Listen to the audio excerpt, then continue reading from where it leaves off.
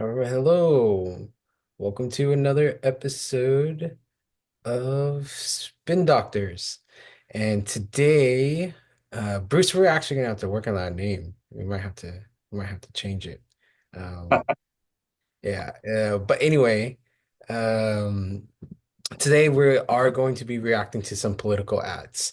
So, Bruce, I got queued up for us today. I got some Kamala Harris political ads, and then I got Prop 33.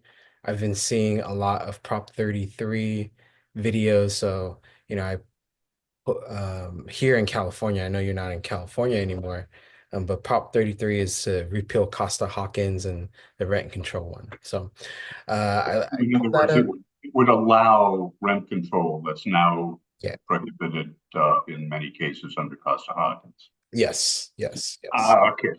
Yeah. And then I got some Kamala Harris ads, and then Donald Trump does not I couldn't find Donald Trump ads on YouTube unless they were like from another creator. So, Donald Trump doesn't have like a YouTube account. But I did go to his website. He has some messages and stuff. But yeah, choose your path for today. You want to check out some Kamala Harris ads, or do you want to look up this Prop 33? Oh, take your pick, whatever. All right, all right. Let's check out Prop 33 real quick. And let me share my screen.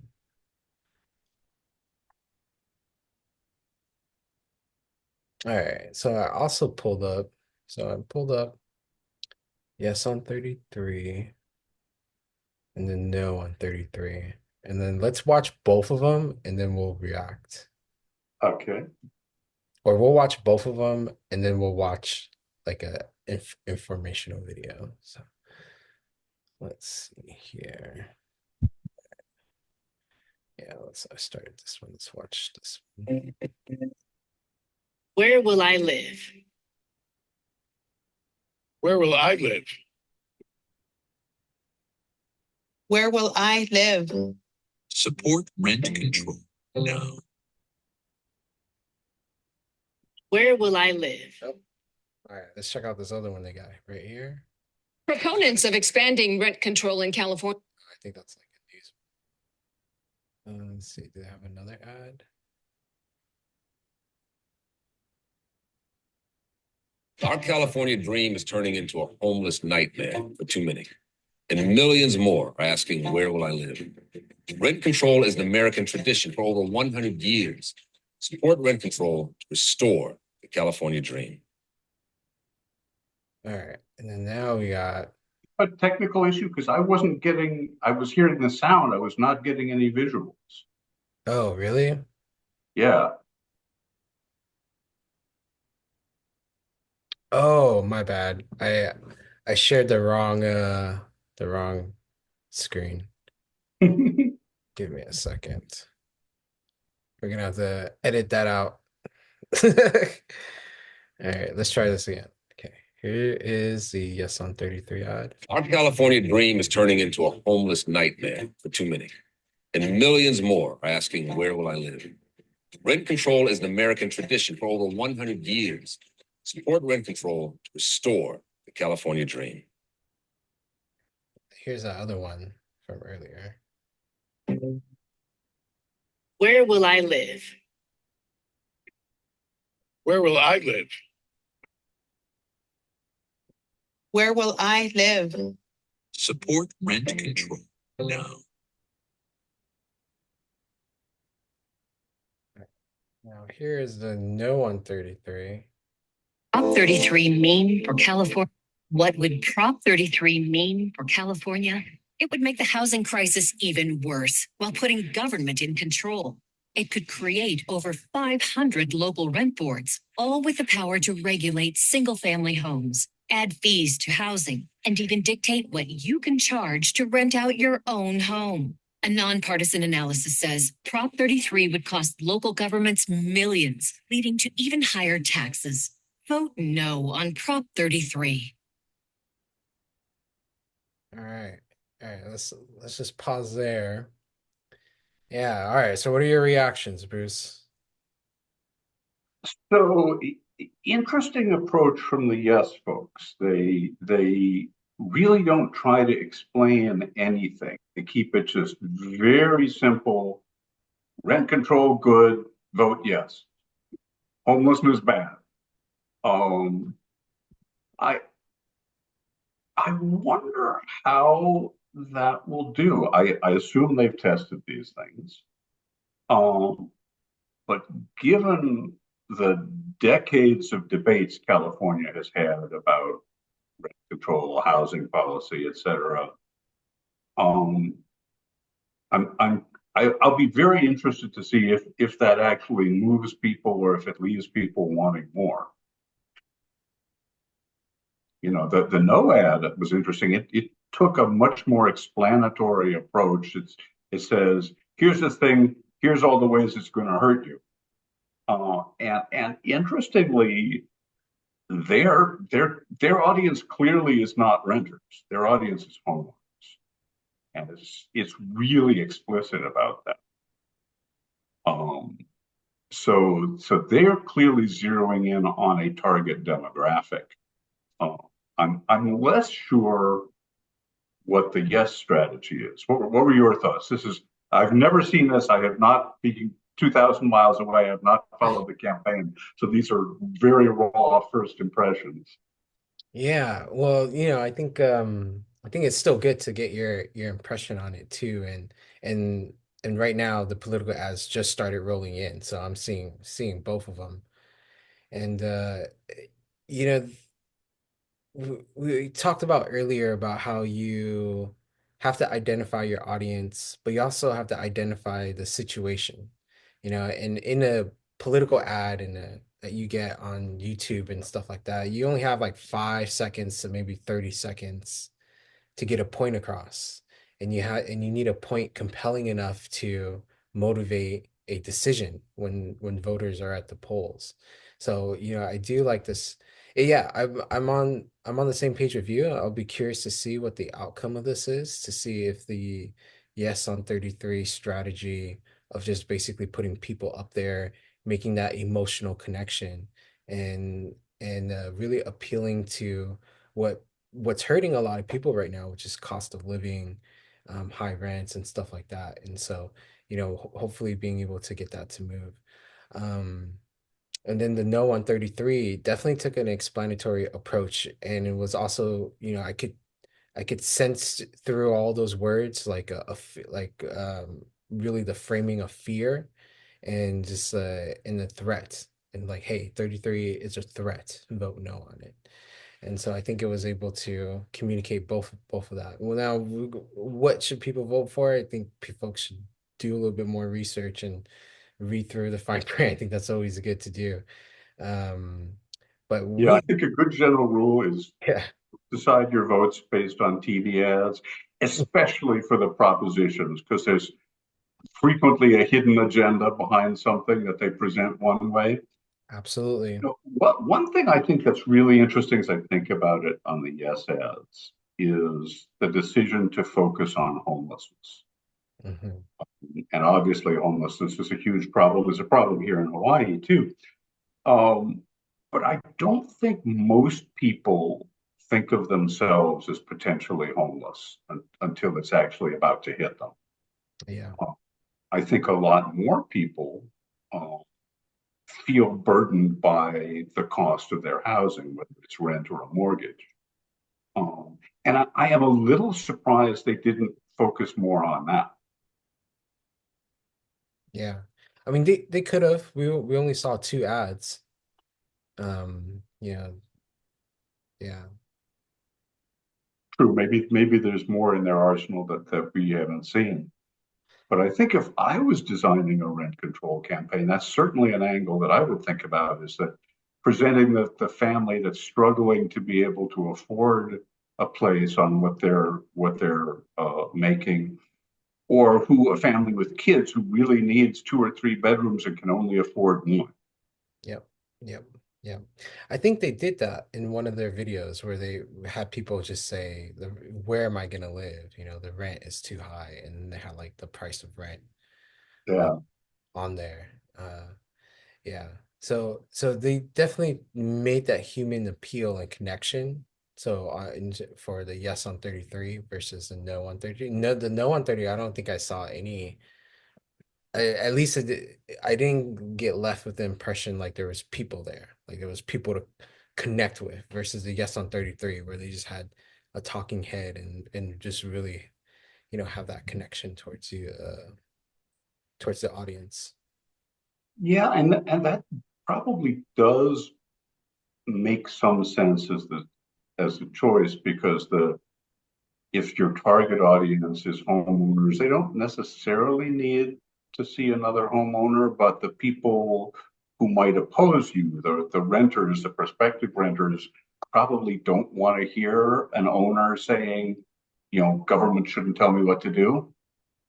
Um, so there's probably some calculation in that there. It's definitely a very conservative anti-big government argument. Yeah, yeah, definitely, definitely. Cool. All right. Well, that's enough of that. Let's see if we can watch a Kamala Harris ad. Just get a reaction to that. Let me see here. Pull it up. Mm,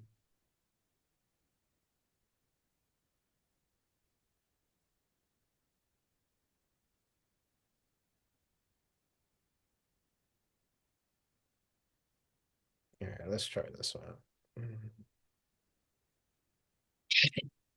In this election, we each face a question. What kind of country do we want to live in? There are some people who think we should be a country of chaos, of fear, of hate. But us, we choose something different. We choose freedom.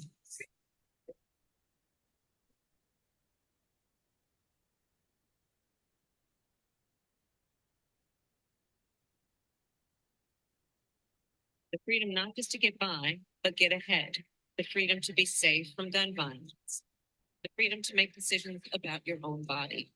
We choose a future where no child lives in poverty, where we can all afford health care, where no one is above the law. We believe in the promise of America and we're ready to fight for it.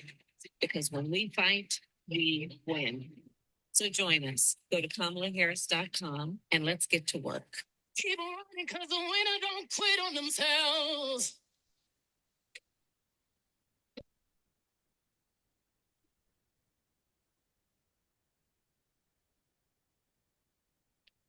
Yeah. All right. So what are your reactions to that one?